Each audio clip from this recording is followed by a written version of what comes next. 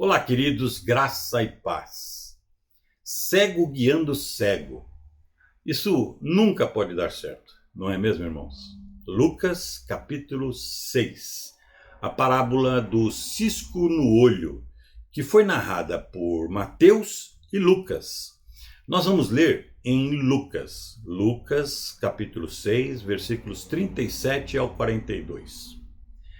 Não julguem, e vocês não serão julgados. Não condenem, e não serão condenados. Perdoem, e serão perdoados. Deem, e lhes será dado uma boa medida, calcada, sacudida e transbordante, será dada a vocês. Pois a medida que usarem também será usada para medir vocês. Jesus também fez a seguinte comparação. Pode um cego guiar outro cego? Não cairão os dois no buraco? O discípulo não está acima do seu mestre, mas todo aquele que for bem preparado será como o seu mestre. Por que você repara no cisco que está no olho do seu irmão e não se dá conta da viga que está em seu próprio olho? Como você pode dizer ao seu irmão: irmão, deixe-me tirar o cisco do seu olho, se você mesmo não consegue ver a viga que está em seu próprio olho? Hipócrita, tire primeiro a viga do seu olho e então verá claramente para tirar o cisco do olho do seu irmão.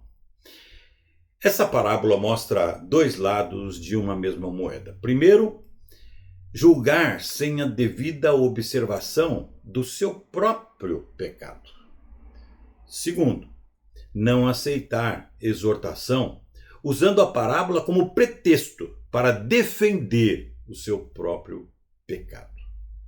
Queridos irmãos, Mateus 18,15 nos ensina que devemos sim corrigir o erro dos nossos irmãos. Obviamente, tem jeito certo de se fazer isso. Lembre-se do verdadeiro sentido da exortação. Exortar é trazer o irmão para o teu lado, caminhar junto com ele e incentivá-lo, encorajá-lo a se afastar do pecado. Não estamos falando de castigo, mas de um ato de misericórdia e amor. Se Jesus nos ensina que antes disso nós devemos olhar para nós mesmos, façamos isso. Nós não podemos condenar o pecado dos outros e aprová-lo em nós mesmos.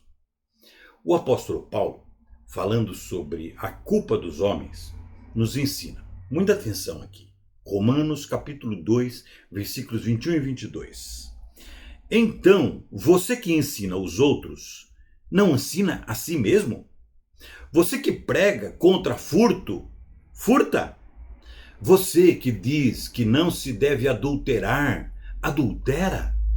Você que detesta ídolos, rouba-lhes os templos? Você que se orgulha da lei, desonra a Deus desobedecendo à lei? Então, todo julgamento deve ser feito à luz das Escrituras Sagradas, com peso justo, o peso da santidade. Lembrando que o julgador, entre aspas, também será julgado na mesma medida. Quem enxerga e combate o pecado dos outros não pode ficar na defensiva quanto aos seus próprios pecados. Lembrando também que o julgamento perfeito, o julgamento final, quem fará é Jesus Cristo.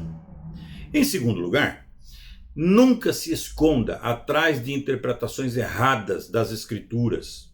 Jesus ensina nesta parábola que devemos aceitar a correção da igreja, a correção do corpo de Cristo.